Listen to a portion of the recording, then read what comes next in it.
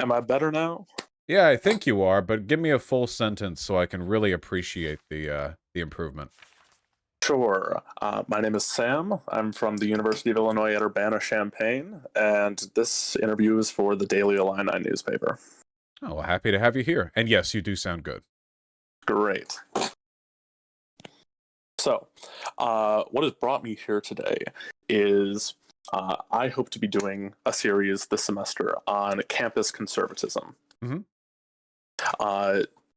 So, I'd love your opinions on the matter, as you're a pretty predominant leftist voice in the discourse, and hopefully we can parse out your interpretations of campus conservatism. Yeah, I'd be happy to give my opinions. Great. So just starting out from the very baseline, as most of the differences between like leftism and conservatism as it is on campuses and the organizations that are pushing this on college campuses are economic. Can you give us like the economic description of capitalism first and foremost, how you would say it to any person walking on the quad? Yeah, I would say that capitalism is an economic system described primarily by free market enterprise and private property rights. And then, as a market socialist, how would you describe that policy to a random student on the quad?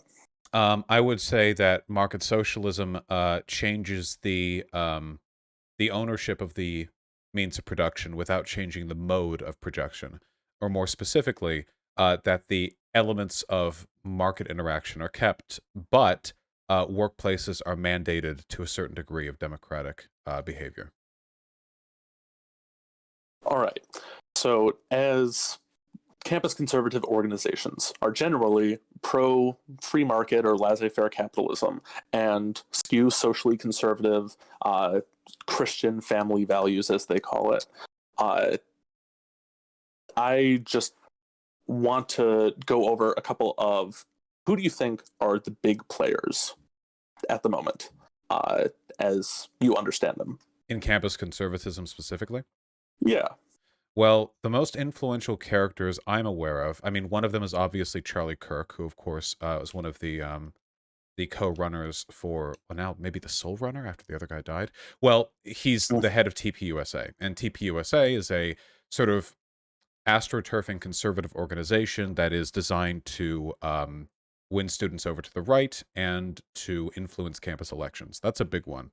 And I also know that certainly immediately after her graduation, Caitlin Bennett, the gun girl, she was also pretty big on returning to college campuses to interview students or otherwise stage outrage through disagreements or protests against her from the campus of the school.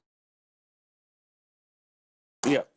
So, in good faith or not, what do you think Charlie Kirk and the TPUSA outfit is trying to do? Well, I mean, obviously they want to move students over and make them more conservative. I mean, I think that's a fairly reasonable goal Mm-hmm. given their political perspective. But I think there's also one of the stated goals there is to influence campus elections.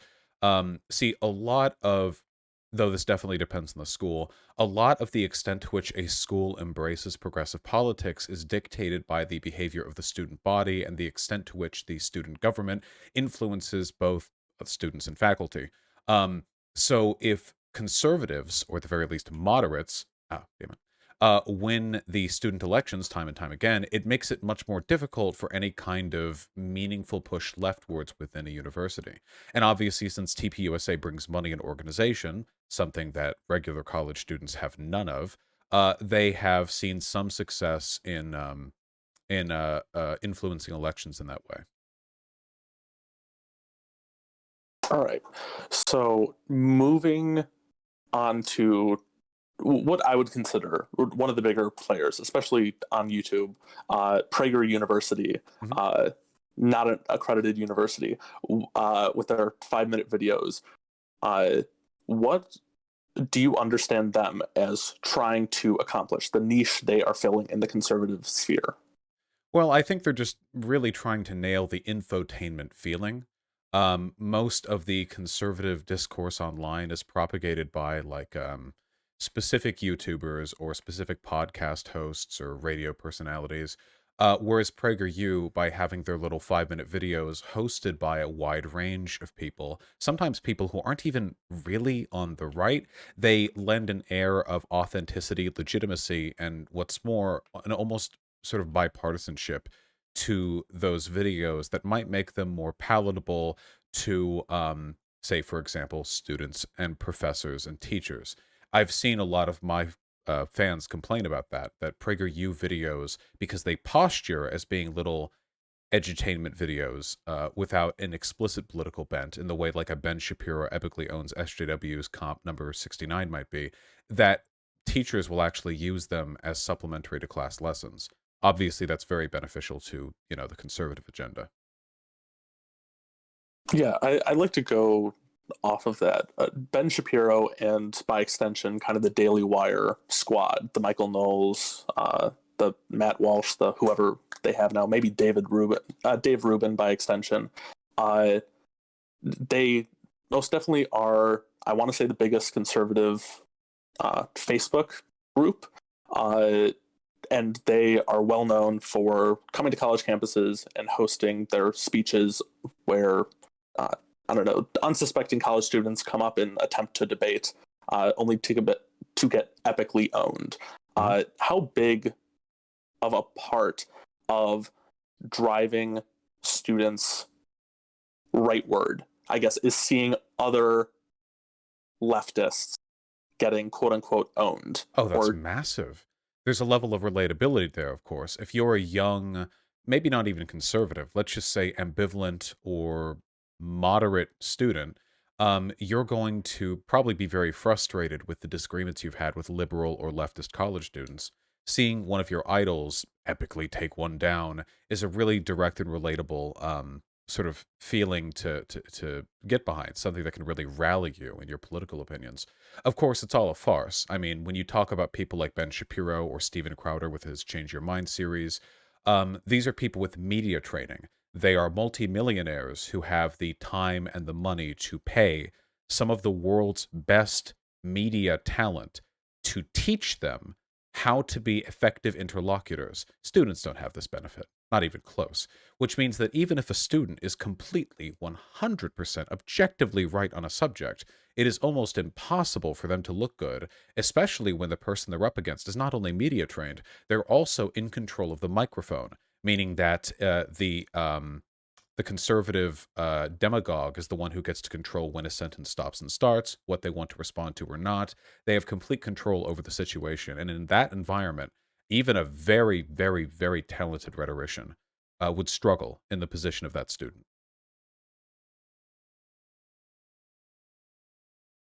So, knowing that, is it futile, I guess, to to be an interlocutor when they come to campuses? Should it be better for no one of a leftist ideology to come take the microphone, because it will most likely just be an overwhelming endeavor of conservative media experience, only to be another SJW owned compilation on YouTube?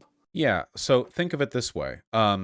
You know how that old saying, if a service is free, you're the real product? Something like that. The way they websites will sell ad data to big companies, that sort of thing. When conservatives come to college campuses, they're not doing it because they're going to make a ton of money off like ticket sales. They're doing it fishing for content.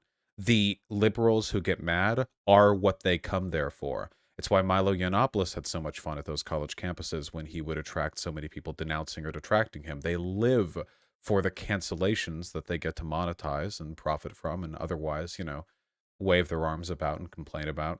And likewise with people like Ben Shapiro. Have you ever seen one of those Ben Shapiro goes to a college campus videos? Um, but not the part when the other students are dissenting. I just mean when he's talking, it's like nothing.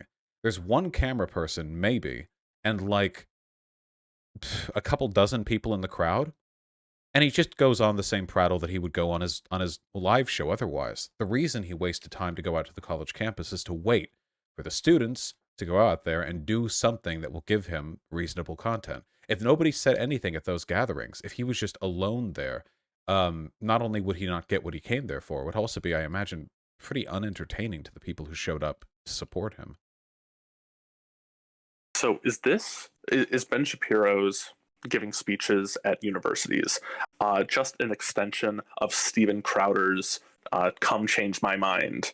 That Ben Shapiro's speech is just a facade for the question and answer or debate portion of his time there. Oh yeah, of course. You can see the structure of how those conversations are laid out. You will literally see like a student trying to make a long form point, and Ben Shapiro will have the person who's holding the mic in front of their face cut them off, respond to a portion of that point, and then you can actually hear unmiked the student in the crowd saying, "Wait, let me finish," or "Wait, but," and they never get to finish their point. You know, it's incredibly theatrical. It's very, very, very silly, but it appeals to a lot of people. These videos have millions of views on YouTube.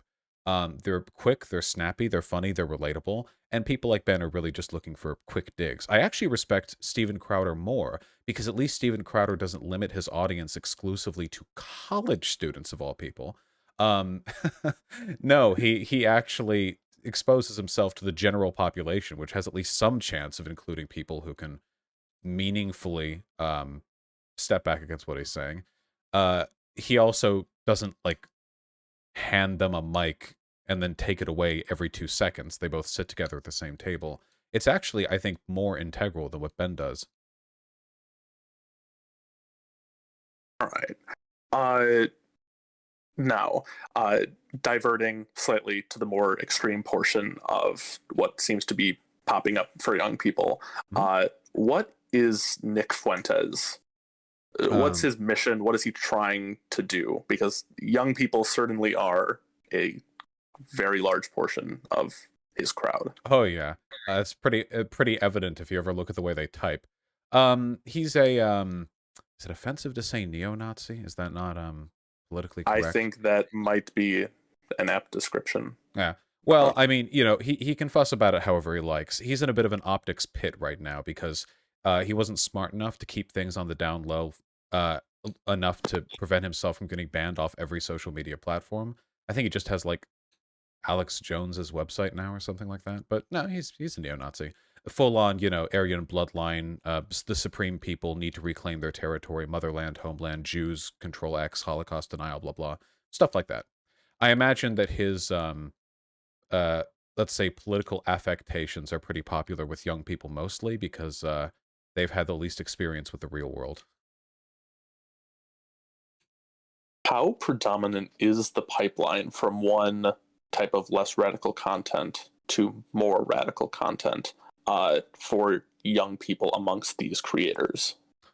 Well, I think it really depends on the platforms that we're looking at here, and it depends on what sort of avenues you're leaning into with the potential radicalization.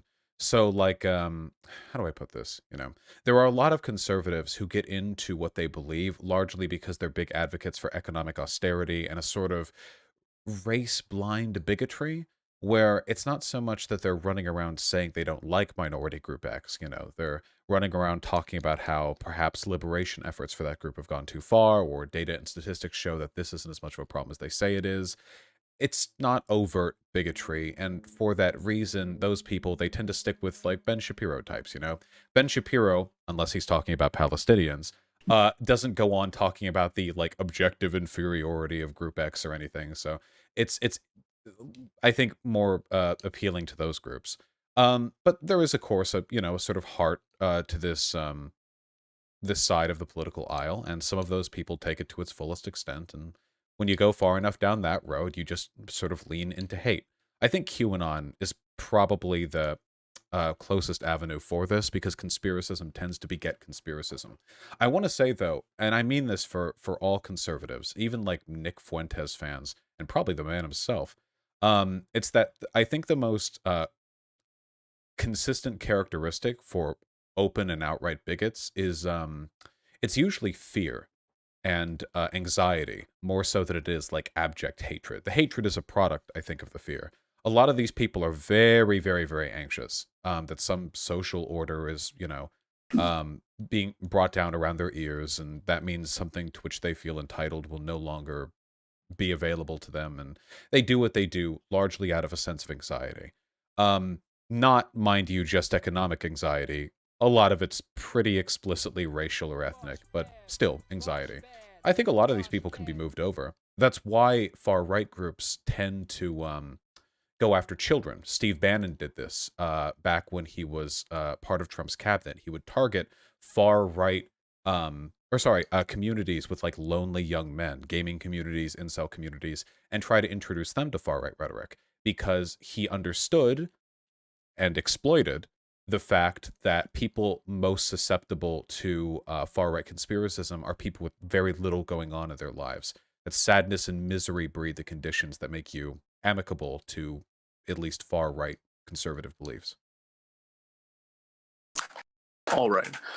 So, circling back around to what I'm going to say are two distinct types of content from these conservative outlets. The content that is meant to make young people look foolish when describing liberal or leftist policies, and the type of content, the PragerU or Ben Shapiro, quick, snappy, we're going to give you all the nice parts of our point and just kind of tell you what's up. What are each of those content for? Well, let's take the making young people look foolish. Is that for, as you understand it, other young people, or is it for an older population that can say, look how stupid our younger generation is? I would actually say that it's an invalid question, because the latter type of content that you describe doesn't really exist. Conservatives don't talk about their own ideology. They attempt to debunk other ideologies. You can watch any PragerU video, Ben Shapiro uh, live segment, podcast, whatever. These guys really don't go into any depth describing the politics or economics they're trying to push for.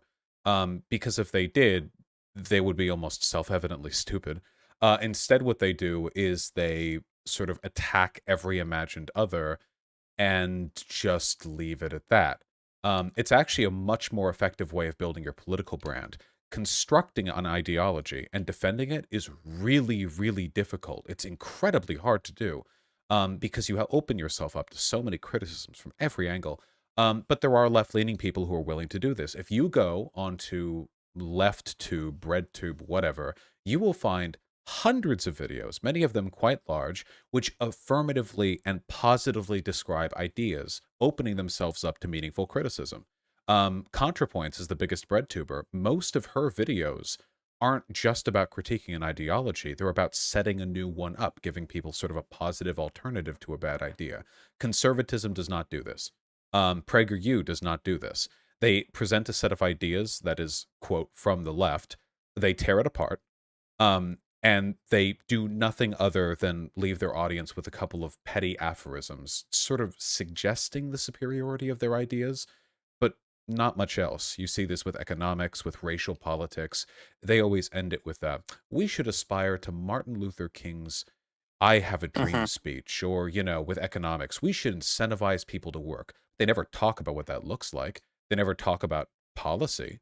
They never talk about, the explicit ideas that they want to implement, because, again, to do so would make themselves easier to attack. So I would say that the destructive element of conservative media is meant to appeal to everyone, because that's all there is. So, in regard to these type of personalities, saying that colleges and universities are leftist indoctrination camps, Mhm.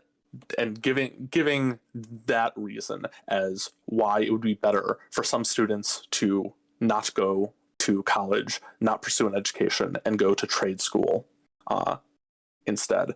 Do you think that is like a substantial enough problem? I don't I really mean, I don't yeah. really think so. The number of people who are getting a full-on education seems to be increasing every year, Hmm. regardless of how much it's demonized by conservatives. So it doesn't seem like that's having much of an effect. It's ultimately kind of like a futile push on their end. The smarter thing for conservatives to do would probably be, um, rather than to say you have to avoid education and academia altogether, instead they have to form a conservative pocket or a bubble within existing educational spheres, which is kind of what TPUSA is trying to do, because people are always going to keep going for an education, and education will always be left-leaning because conservative politics is anti-reality. So you like the educated have always been comparatively liberal for basically as long as public education has been a thing. Um, yeah, there just doesn't seem to be any getting around Hmm. that. Yes, I want to lean into that. Is there any cause for concern? Mainly that is campus conservatism not really an issue? Because as time marches forward, the students are just going to become more liberal, and conservative ideology on a college campus might just die out from the natural progress of time. Like, The greatest threat from to college campuses isn't college campus conservatism, but is rather conservative politicians trying to legislate anti constitutional, anti educational like curriculum, like what we're seeing with the anti-CRT bills, where they're saying, well, you can't teach this that makes people uncomfortable about their race. What the fuck does that mean? Teaching about slavery might make a white boy uncomfortable, but that doesn't mean you can't teach it. It's kind of important. Um, Stuff like that is the bigger threat by far. I'll admit, I've never been too swayed by the threat of campus conservatism specifically, because it seems like they're kind of walking uphill with that one. Colleges are mhm. always going to be fairly left leaning. The real threat, I think, actually comes from the attempt to legislate against colleges from without. And I think more broadly, the attempt to, God, how do I put this? The attempt to make conservatism appealing to people before they had even the opportunity to go to college, a la Ben Shapiro, Rex SJW 69 compilation, so on and so forth. Those videos are watched mostly by kids, um, which is why Ben Shapiro keeps his aphorisms snappy and short. Uh, and if you put people in a position like that, um, where before they even get to college, they're being pulled over to sort of far right political blocks. I think the real worry there isn't so much that they go to college and they make like the college more conservative. It's that they go to college, they shut up the entire time they're there, the way a lot of, I suppose, anti-gay Christians do in common society now. And then as soon as they're out of college, they get their education, use it to have a good, well-paying job, the decent degree in a well-to-do town, and then they go right back to that conservatism. I don't think college is sufficiently capable of moving people over to the left if they were already pulled to the right beforehand. So, what actions do you think are necessary to that you might want to implement if you are in charge of legislatures to stop, or legislatures or school groups or whatever position you want to give yourself? What would you try and enact to push a more left-leaning agenda or halt any like anti-CRT things that you talked about? Well, I mean, I think that in this case, we have kind of a shared solution here potentially, because I think the first thing that we need to do is really beef up our public school system.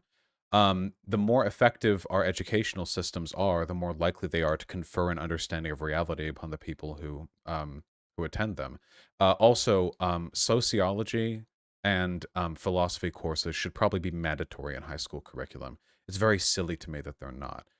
Without a basic understanding of sociology, how can you possibly be expected to vote with any understanding of what's going on? I mean, you can't even read basic data. What do you think you're doing? You're just sort of casting it based on whose name is funnier? It's nothing. You need to know this. And philosophy, I think, just generally helps with the critical thinking skills. Um, that's a big step forward. There's also stuff to be said about homeschooling, because there is a pretty strong correlation, as I understand it, between homeschooling and highly religious, conservative families. I don't think homeschooling should be made illegal. I do think that public schooling should be incentivized heavily, though, because homeschooling is a very effective way of trapping students, young people, and making it difficult for them to question the dogmatic words of their family, and then you sort of really don't know anything about what they've been educated on beyond the fact that they can cross their T's, dot their I's, and do simple addition. Just not enough, I don't think. A few other things, I imagine. So that's all important. I think, in addition, we should probably work on making school a little bit more fun. The more appealing it is to young people to participate in schooling, the less likely they are to reject it offhand for some ideological reason. Abolishing homework is something that the Finns have done, the Finnish. Hmm. It seems to work for them. It seems to have had a positive effect on their schooling, which seems counterintuitive, but it just seems homework doesn't really do much to further a child's understanding, which is counterintuitive again, but I mean, if that's that. Um, and also, we need to address the inequality in the funding of schools. Most schools in the US are funded by property taxes, which means wealthy districts will have wealthy public schools and poor districts will have poor public schools, which is absolutely insane. I have no idea why that. Well, I do know why that is, of course. That's because wealthy families with more political power pushed for that to be the case because they wanted their children to benefit from a better education than the poor kids. We need to do away with that, though, big time. And I think altogether, these actions, along with a holistic policy of school improvement, will go a very, very long way towards making anti-intellectualism less appealing in this country. So, until we get the public school funding, making school more fun, abolishing homework, all those long-term goals, what resources would a leftist or a leftist who has conservative friends and is trying to change their mind, what might they seek out, in your opinion, are the best resources? Any books or videos or... Well, I'd love to take a stand and advocate for myself here. Read all that lovely theory. Uh, God, I I really think it's more about the mindset than it is about any specific thing you're reading, you know? I mean, you can read the most convincing argument in the world for policy X or Y, but if you're not going into it with the right mindset, it's almost meaningless, I think. Um, I guess what I would really recommend more than anything else is what's called the sociological mindset, which was one of the first things that I was taught um, when I went to university, which is to reject the concept of societal essentialism. The idea that things just are the way they are is a fundamentally anti-intellectual view that just reinforces the status quo two and two again. You can't fix any problems if you say that. I mean, you could look at carriages being pulled with square wheels, and that could be your response to that. And nobody would have ever invented the proper wheel. It's ridiculous. So if you have that mindset, you start to question a lot of stuff, you know? Why did incarceration skyrocket during this time period, you know? Why does America have such a high recidivism rate? Conservatives don't want to answer these questions because the answer always trends towards police or towards prison reform. They don't want those things, so they teach you not to ask those questions. Why are black and white people so disparate when it comes to economic outcomes? Oh, well, it must be cultural differences. Well, what cultural differences? What does that even mean? What, some people just have a culture of poverty? Have you seen, like, if we're going that road, have you, like, seen rap and hip hop? I don't think black people have a culture of poverty. In fact, the culture that comes out of Black America seems to quite idealize wealth and the American dream. So what's going on here? But they train you not to ask these questions. And that's a huge problem. And it means that a lot of people just sort of remain eternally unreceptive to very basic structural analyses of this country. So, circling back to Ben Shapiro and his brand of making SJWs look stupid through quippy one-liners and nice, I guess, concise YouTube videos of destroying or annihilating and so forth. You also have authored a couple rhetorical, like, nice devices, such as the coconut analogy and Alden's number. Can you talk, I don't know, about your process? Because I would say those are just as quippy, uh, just as useful as any of the best Ben Shapiro things he's come up with on the stand. Thank you. I appreciate that very much. There's nothing wrong with quippiness in and of itself. It just has to be used to sell a better point, What's that? This was one of the most famous things that Ben Shapiro ever said. This video got so many views. It was like it was about Is it selling your houses? No. It was the Girl Scouts, was it? Or something like that? But it was something like that, but some college student, they were saying something like, well, how why should only girls be in the Girl Scouts? And Ben Shapiro said, it's in the name, Girl Scouts, and the crowd lost its mind, and Mhm. that's very quippy. It was quippier in person. I'm forgetting the specifics of the quote, but that's very quippy and all. I mean, delightful, epic own, but it's not really a point. Actually, it's fallacious. The idea that like you could make a normative statement because of the name of a thing, like that's a really, really, really dumb point, Um, but Ben Shapiro went ahead and made it, and he got away with it because he made it in a quippy way.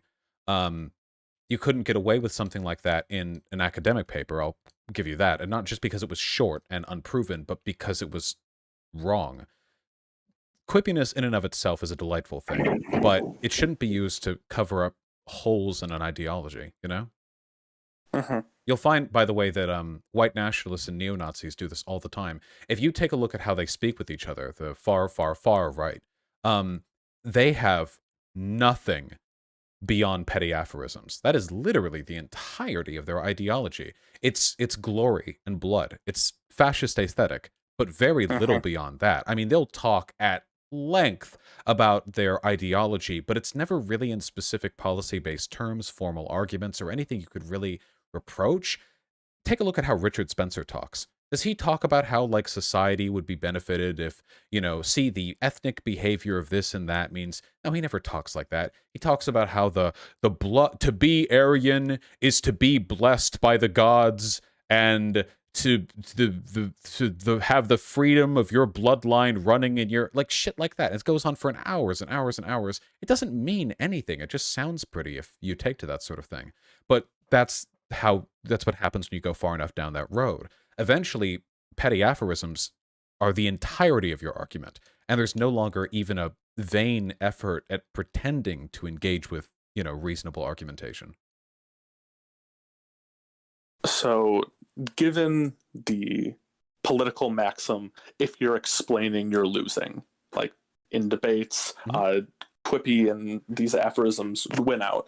Uh, mu- should we find a place for the type of rhetoric that the right uses very, I guess, convincingly to their audience, that is lighter on policy issues, uh, and I guess meld that with our leftist policies to try and, I don't know, take away some of their thunder, I guess. Well, yeah, I've been saying this for years. The left has been habitually unwilling to engage in debate, even though we're quite good at it, if we put our minds to it.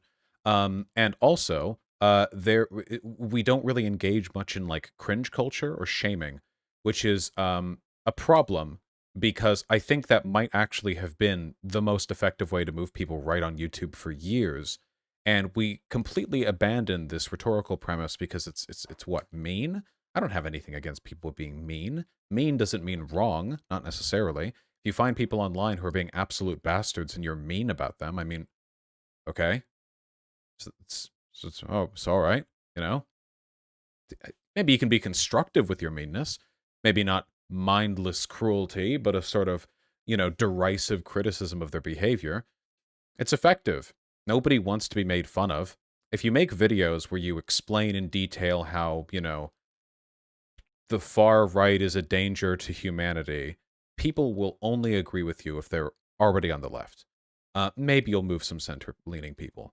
But if you make a video that shows a far-right person who's particularly buffoonish, and you just mock them, you'll probably move over people who are otherwise not that left-leaning, maybe even right-leaning people. Right-leaning people will see the video, and they don't want guilt by association with that type of person. And center-leaning people who are otherwise apolitical will look at that and they'll think, oh, this is just a cringe react video. They don't really see the political connotations, even if they're really, really obvious sometimes. A lot of people thought those SJW cringe videos were apolitical. In fact, I'd go so far as to say, like, probably most people did, I think, who watched them. They just thought of it as like, oh, what a crazy SJW. They didn't really make any connection to the broader movement they were disparaging with that.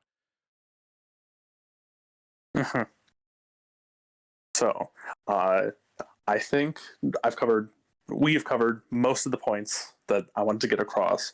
But in summation, knowing that the left doesn't have the financial backing or the organizational infrastructure that some of these campus conservative organizations have at the moment, what is Vosh's prescription, the incremental steps that left-leaning college students can take to try and persuade or build up momentum against, I guess, conservatism on college campuses? Well, the first thing that you have to remember always is that aesthetics come first when you're trying to move people over. You should have a good argument, but aesthetics are far more likely to actually win people over, which means that if you're talking with people you disagree with in a college setting, for fuck's sake, stay calm and don't be embarrassing. There's nothing wrong with being who you are, as long as, who you are is not a unethical person.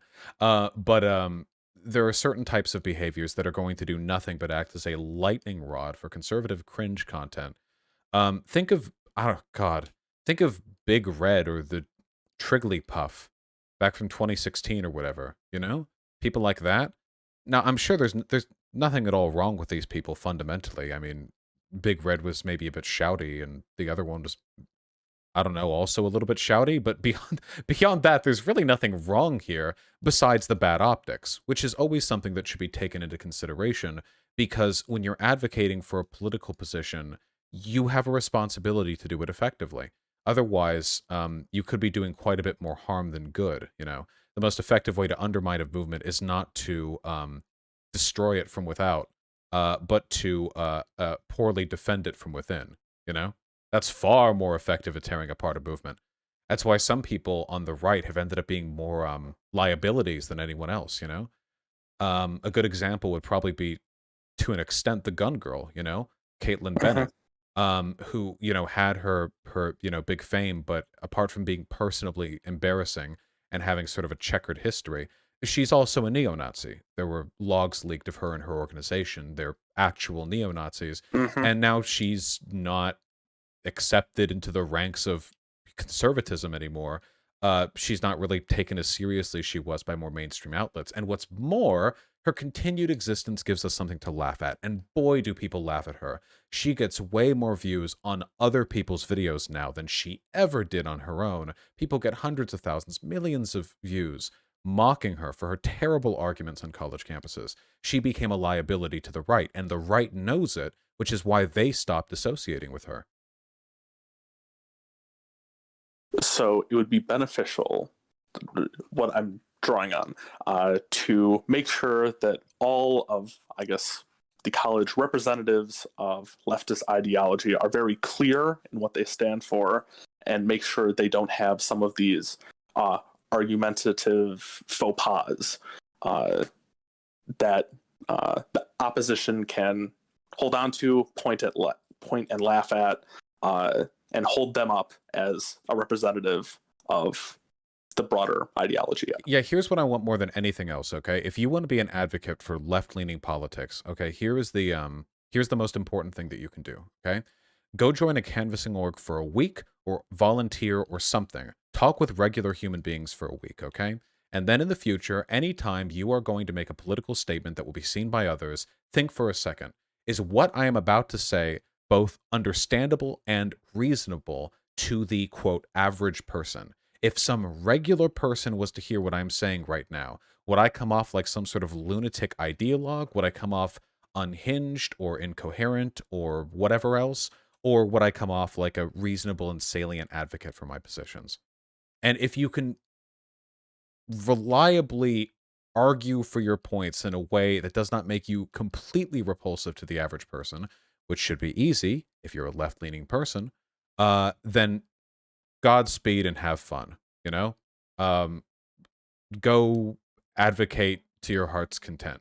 Just be careful with that stuff. You never know when you're going to end up in a YouTube video. All right. With that said, Vosh, thank you so much for the interview. I enjoyed it. I hope you enjoyed it. I hope chat enjoyed it. Yeah, thank you so much for your time. I have no doubt they did. Thank you for coming on. I appreciate it. All right. Bye. Thank you so much.